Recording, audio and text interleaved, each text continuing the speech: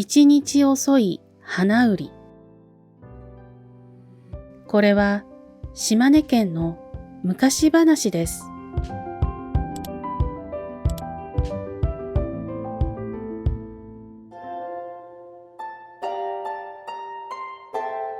昔々、ある村にとてもきれいな女の人がいました。その女の人は隣の村の男の人と結婚しました。二人はとても仲がいい夫婦でした。でも、女の人の夫は女の人とずっと一緒にいたいので仕事に行きません。それで女の人は考えました。町の画家に女の人の絵を描いてもらいました。女の人は夫に言いました。この絵を持って行って仕事をしてください。そして夫は女の人の絵を棒につけて畑に立てました。夫は絵を見ながら仕事を頑張りました。ある日、とても強い風が吹いて女の人の絵が飛んでいきました。絵はとても高く遠くに飛んで見えなくなりました。女の人の絵は京都まで飛びました。そしてある町の殿様の家の庭に落ちました。殿様はその絵を見て言いました。とても綺麗な女の人ですね。この女の人を探してください。殿様の家来たちは絵の女の人を探し始めました。そして家来たちは女の人を見つけました。女の人は本当は殿様の家に行きたくなかったのですが、家来に連れて行かれました。女の人の夫はとても悲しくなりました。大好きな奥さんがいなくなってしまったからです。女の人の夫は毎日女の人のことを思って泣きました。もう一回だけ会いたい。でも、京都の殿様の家に行くことはできない。ある日、悲しそうな夫を見て、近所の人が言いました。殿様の家に行く方法がありますよ。5月5日だけは殿様の家に花屋が入れるんです。5月5日は端午の節句というイベントの日です。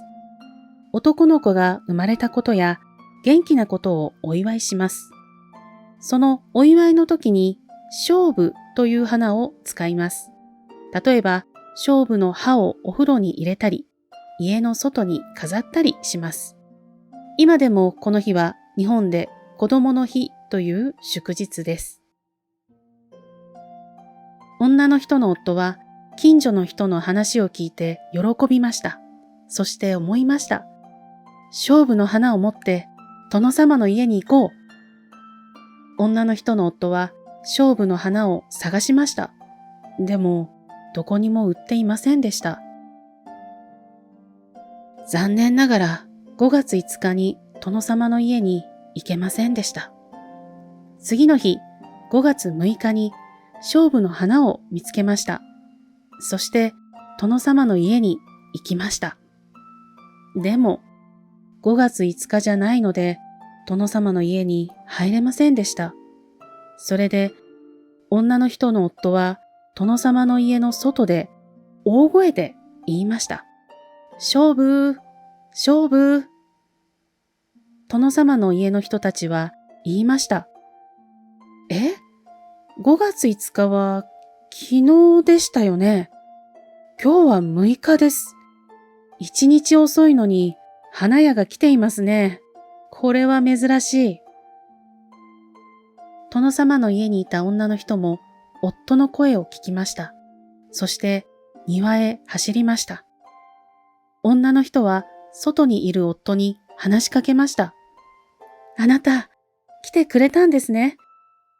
今晩、もう一回ここに来てください。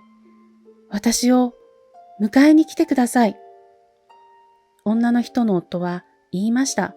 わかった。必ず行くよ。その日の夜、女の人は夫と一緒に殿様の家から逃げました。そして女の人の故郷、島根県へ逃げていきました。その故郷はとても遠いです。いくつもの山を登って降りました。二人は何日も歩き続けました。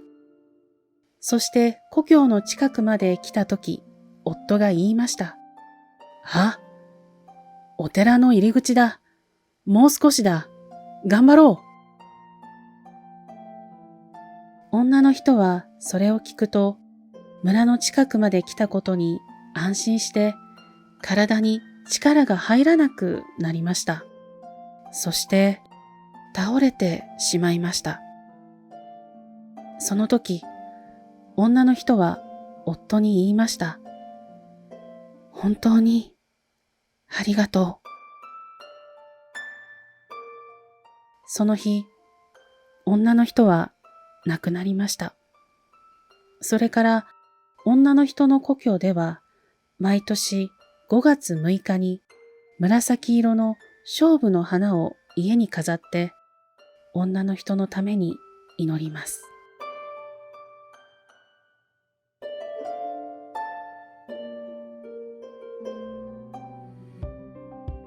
ありがとうございました。この物語のクイズがあります。ぜひクイズにチャレンジしてください。ではまた。